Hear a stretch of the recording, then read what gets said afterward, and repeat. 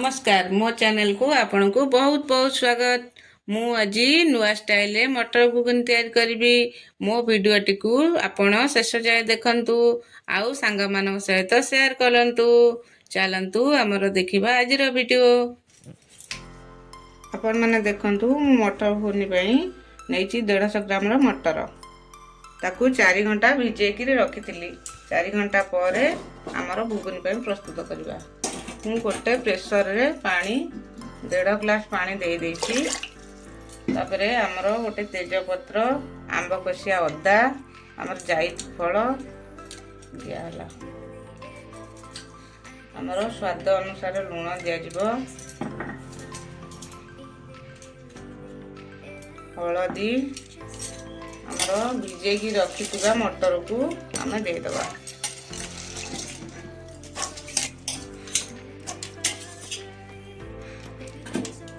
हमें बंद करी 4टा सीटी दबा जे अपेक्षा करबा।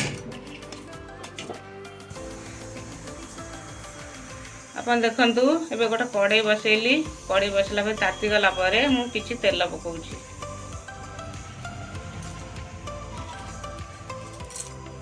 हम तेलटी गरम हो सारला परे तादरे किछि जीरा पकाउछि।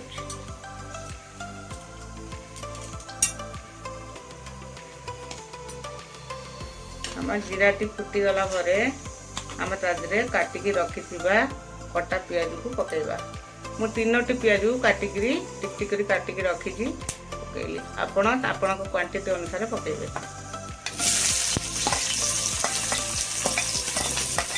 आपण जदि मो चैनल रे नुआ मो चैनल को सब्सक्राइब करिवे, लाइक शेयर करिवे, सांग बना पाखु पठाइबे।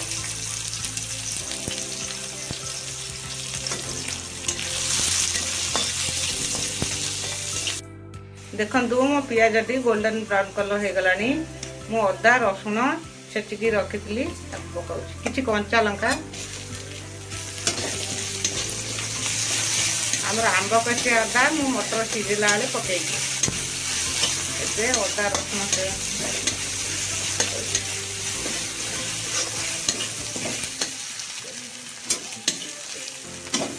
किछि पानी दे दबा।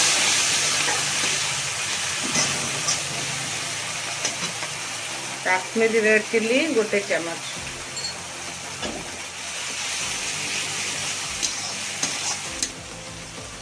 मटर रे हल्दी पकेइछि। किछि हल्दी आदर पड़ला। हमर मीट मसला पड़ला गोटे चम्मच।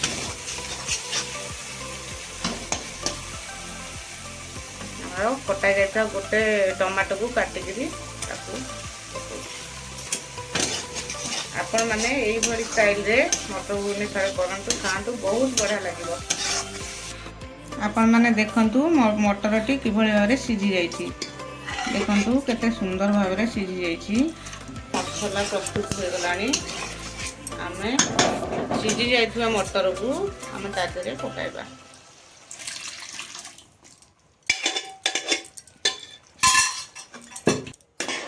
हमर आ 2 मिनिट परे हमर मटर घुगुनी रेडी हो जिवो। 2 कप बेसन ताकू गोली करी नेछि। मटर घुगुनी लास्ट रे अपन तो पकेइ करी गोळाइ देबे। बहुत टेस्ट लागो मटर घुगुनी। मटर घुगुनी अब फुटी आसलानी।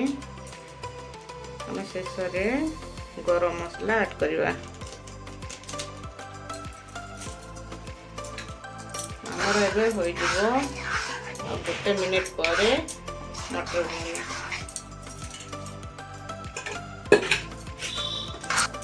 हमें गैस फ्लेम बंद कर दबा। देखंतु प्रस्तुत हो गला हमर मटर घुगुनी। आपण मो चैनल को देखुथिले मते सब्सक्राइब करिवे, लाइक शेयर करिवे, सांग मान पाखु पठाइबे।